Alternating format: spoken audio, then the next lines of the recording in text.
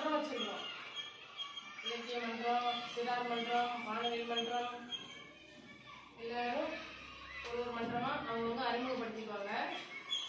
இந்த மன்றங்கள்லாம் எதுக்கு, இதனுடைய நோக்கம் என்ன, இதனுடைய பயன் என்ன, இதை ஏன் நாம பள்ளிக்கூடத்துல வைக்கணும், ஸ்கூல் அளவுல இது எதுக்கு, அதெல்லாம் தான் இப்போ இன்னைக்கு பார்க்க போறோம். முதல்ல நான் சுற்றுச்சூழல் மன்றத்துக்கு வரேன். இந்த சுற்றுச்சூழல் மன்றம் நம்ம பள்ளிக்கூடத்துல ஒரு ஆண்டுமே மன்ற நிகழ்வுகள் நடைபெறதா. அதை நம்ம என்ன செய்யறோம்னா, இந்த 2025-26 கல்வியாண்டுக்கு நம்ம ஒரு முறைப்படி தொடங்குறோம். எல்லாத்துக்கும் அந்த இப்போ புதுசாவே கேட்ட உதாரணத்துக்கு சொல்லணும்னா, ஃபர்ஸ்ட் இலக்கிய மன்றம். இலக்கிய மன்றம்னா என்ன டீச்சர், அதுல என்னென்ன நிகழ்வுகள் நடக்கும் அப்படின்னா, நீங்க என்ன செய்யலாம், ஏதாச்சும் ஒரு தலைப்புல பேசலாம், அல்லது ஒரு கட்டுரை எழுதலாம், அல்லது கதை சொல்லலாம், அல்லது கதை எழுதலாம். அதே போல அழகு கையெழுத்துன்னு சொல்லுவாங்க, ஹேண்ட் ரைட்டிங். சில பேர் படிப்புல கொஞ்சம் இதா இருப்பாங்க, எழுத்து பார்த்தோன்னா அவ்வளவு அழகா இருக்கும். அவங்க என்ன செய்யலாம், அவங்களுடைய எழுத்து திறமையை நம்ம பயன்படுத்தி அதை நம்ம ஊக்குவிச்சு நல்லா கொண்டு வந்தோம்னா, பெரிய பெரிய ஃபிளக்ஸ் எல்லாம் எழுதுறாங்க பாத்துக்கல, பெரிய பெரிய போஸ்டர் எல்லாம் எழுதுறாங்க பாரு. அந்த மாதிரி அவங்க என்ன செய்யலாம், தன்னுடைய வாழ்க்கையை தனக்கு எதுல இன்ட்ரெஸ்ட் இருக்கு, தனக்கு எது நல்லா வருது, எந்த துறையில நம்ம நல்லா ஷைன் பண்ணலாம் அப்படின்னு தெரிஞ்சுக்கிறதுக்காக ஒரு வாய்ப்பாக நம்ம நிகழ்வுகள்லாம் நடக்குது. அதெல்லாம் பாட்டு போட்டி, திருக்குறள் ஒப்பித்தல் எல்லாமே இந்த இலக்கிய மன்ற நிகழ்வுகள்ல உண்டு. அடுத்தது வினாடி வினான்னு சொன்னா, நமக்கு தேன் சிட்டு 6, 7, 8க்கு என்ன பேப்பர், தேன் சிட்டு பேப்பர் மாசம் 2 முறை வருது. அதே போல 4th 5க்கு புது ஊஞ்சல் பேப்பர் வருது. அதுல பாத்தீங்கன்னா அவ்வளோ செய்திகள் இருக்குங்க, நல்ல படங்களோட அவ்வளோ செய்திகள் இருக்கும். நமக்கு எங்களுக்கே தெரியாத விஷயங்கள் எல்லாம் கூட நம்ம தெரிஞ்சுக்கிற மாதிரி இருக்கு. அதே போல அந்த சிறார் திரைப்படத்துல உள்ள ஏதாச்சும் ஒரு கதையை சொல்லலாம், அல்லது ஏதாச்சும் ஒரு இதை நடிச்சு காமிக்கலாம், அல்லது அந்த கதையை பத்திய விமர்சனங்கள் சொல்லலாம். அது மாதிரி நிகழ்வுகள் எல்லாம் இந்த சிறார் திரைப்படம் அந்த மன்றத்துல இருக்கு. அடுத்தபடியா வானவில் மன்றம்னா உங்களுக்கு தெரியும், எல்லா பள்ளிக்கூடத்திலையும் சயின்ஸ் பிடின்றவங்க இருக்கிறது இல்லை. அறிவியல் பட்டதாரி ஆசிரியர்கள் இப்ப நம்ம பள்ளிக்கூடத்திலே கிடையாது.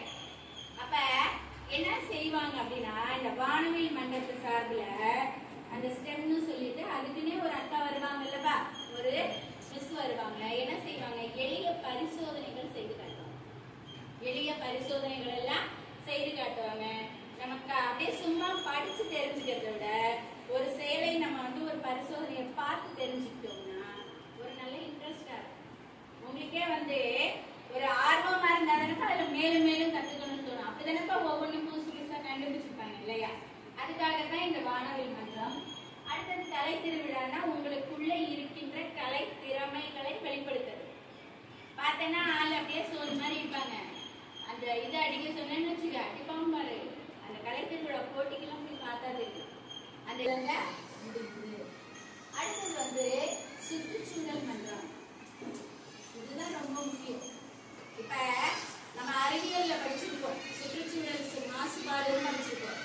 அதே நம்ம ஒவ்வொருத்தருடைய கடமை சுற்றுச்சூழலை பாதுகாப்பா வச்சுக்கிட்டாதான் நமக்கு அடுத்து வர்ற மக்களுக்கு நமக்கு அடுத்து நம்ம பேர பிள்ளைங்களுக்கு நம்ம இந்த பூமியை நல்லபடியா ஒப்படைக்கணும் இல்லையா? அப்ப இந்த காற்று மாசுபாடு, நில மாசுபாடு, நீர் மாசுபாடு அதெல்லாம் பத்தி தெரிஞ்சுக்கிட்டு சுற்றுச்சூழலை எப்படி பாதுகாக்கலாம், எப்படி மரம் செடி கொடிகளை நட்டு வளர்க்கலாம், கிச்சன் கார்டன் எப்படி இது பண்ணலாம். ஒரு பள்ளிக்கூடத்துலயுமே என்ன இருக்கும், தோட்டம் இருக்கும்.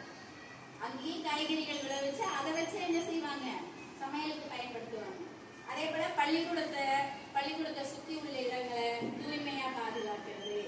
அது மட்டும் இல்ல, நம்ம வீட்டை சுற்றியுள்ள இடங்களை எப்படி தூய்மையா பாதுகாக்கிறது அப்படின்றதையெல்லாம் நம்ம தெரிஞ்சுக்கிறதுக்காக தான் இந்த சுற்றுச்சூழல் மன்றம். அதுல ஒன்னொன்னுக்கும் நம்ம என்ன செஞ்சிருக்கோம், மாணவர்களை ஒவ்வொருத்தர பொறுப்பா போட்டிருக்கிறோம். இப்ப ஃபர்ஸ்ட் இலக்கிய மன்றத்துக்கு யார் பொறுப்பாளர், உன் பேரு சொல்லி வகுப்பு சொல்லிக்க. 7ஆம் வகுப்பு படிப்பு இலக்கிய மன்றத்துக்கு பொறுப்பாளர்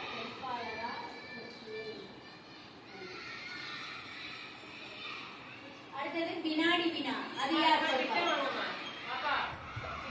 இலக்கிய மன்றத்துடைய பொறுப்பாளர் தன்னை அறிமுகப்படுத்திக்குவாங்க. வணக்கம், நான் இலக்கிய மன்றத்தின் பொறுப்பாளர்.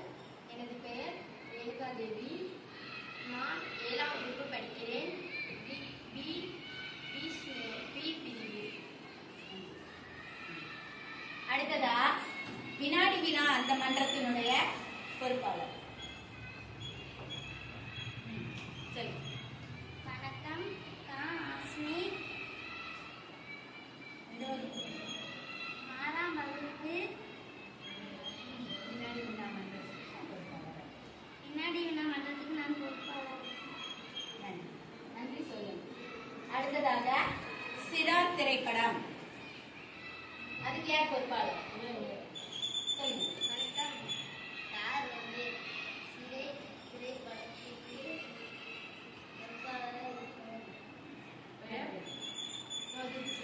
எந்த வகுப்பு படிக்கிறீங்க? 6ஆம் வகுப்பு கிளாஸ். அடுத்ததா வானவில் மன்றம். நான் மாணவர் மன்றத்தின் தலைவர் கே. கதிர். 7ஆம் வகுப்பு பி பிரிவு. நன்றி. அடுத்தது கலை திருவிழா. அதுக்கு பொறுப்பாளர். வணக்கம், ராசினி தினகரனி. 6ஆம் வகுப்பு கலைத்திருவிழாவின் பொறுப்பாளர். அடுத்ததா சுற்றுச்சூழல் மன்றம். வணக்கம், 6ஆம் வகுப்பு ராஸ்கே.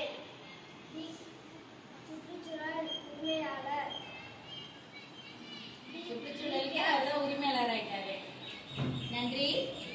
இதுக்கு இப்ப அவங்கள பொறுப்பாளர்கள் தான். நீங்க எல்லாரும் என்ன செய்யணும்? இந்த மன்றங்கள்ல செயல்பாடுகள்ல ஈடுபட்டு இப்ப டீச்சர் நான் இந்த இலக்கிய மன்றத்துல இருக்கேனே, நான் வினாடி வினால கலந்துக்கலாமா? எல்லா இதுலயும் நீங்க கலந்துக்கலாம். என்ன செய்யணும்? இது நம்மளோட பள்ளிக்கூடம். இதை நல்லபடியா நடத்தி செல்வது நம்ம எல்லாருடைய கடமை, பொறுப்புன்றதை உணர்ந்துட்டு செய்யணும். அனைவருக்கும் நன்றி.